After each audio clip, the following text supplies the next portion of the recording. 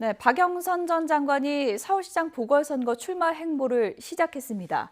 또 다른 당내 경선 주자인 우상호 의원과 함께 민주당 이낙연 대표의 민생 현장 방문 일정에 동행을 했는데요.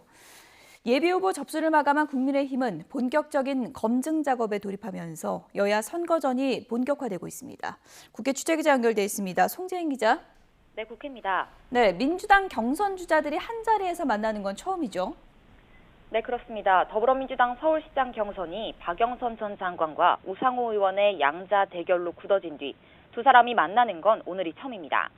박영선 전 장관이 출마를 공식화한 뒤에도 그간 공식 일정에는 나서지 않았기 때문인데요. 오늘 오전 민주당 이낙연 대표의 민생 현장 방문 일정에 두 주자가 동행하면서 박 전 장관의 공식 출마 행보도 시작됐습니다. 서울 남대문 시장을 찾아 코로나19 여파로 어려움을 겪는 현장의 목소리를 들었는데요. 박 전 장관은 일정에 앞서 SNS에 글을 올려 당의 부름을 받은 만큼 이제 멈춤을 끝내고 움직이기로 했다고 밝혔습니다. 그러면서 첫 출격 장소는 다름 아닌 코로나19 첫 충격 때 문재인 대통령과 함께 찾았던 서울 남대문 시장이라고 강조했는데요. 이렇게 첫 행보부터 문 대통령과의 고리를 강조하는 건 당내 경선에서 친문 표심이 중요하기 때문입니다. 권리당원 여론조사 비중이 절반을 차지하는 만큼 박 전 장관과 우 의원, 두 경선 주자가 당원들의 문심을 두고 벌써 기싸움을 벌이고 있는 겁니다. 우상호 의원 역시 라디오 인터뷰에서 문 대통령이 투표권이 있다면 당연히 자신을 찍을 것이라 생각한다며 견제구를 날렸습니다. 네, 이번엔 야권의 준비 상황도 좀 알아보죠. 국민의힘은 오늘 본격적인 후보 검증 작업에 들어갔다고요? 네, 그렇습니다. 야권은 상대적으로 일찍 후보군 윤곽이 드러난 만큼 후보 검증 작업도 먼저 시작됐습니다.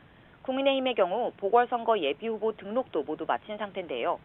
그런 만큼 국민의힘 공천관리위원회는 어제에 이어 오늘 오후에도 회의를 열고 서울, 부산시장 예비후보들에 대한 검증에 착수할 예정입니다.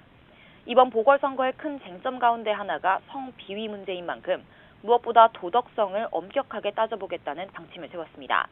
오는 3월 초 국민의힘 최종 후보자를 선출하기로 하는 등 당내 경선 일정도 확정했는데요.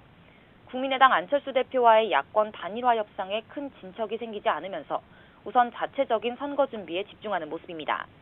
서울시장 출마를 선언한 야권 개별 주자들 역시 주말 선거 준비에 분주한데요. 나경원 전 의원은 오늘 오후 영등포 대림동 중앙시장을 찾아 공개적인 민생 행보를 이어갑니다. 오세훈 전 시장은 비공개 일정을 소화하며 내일 진행되는 국민의힘 공천관리위원회 면접 준비에 집중하는데요. 안철수 대표는 내일 서울의 노후 아파트를 찾아 주거 환경 등을 점검할 예정입니다. 지금까지 국회에서 YTN 송재인입니다.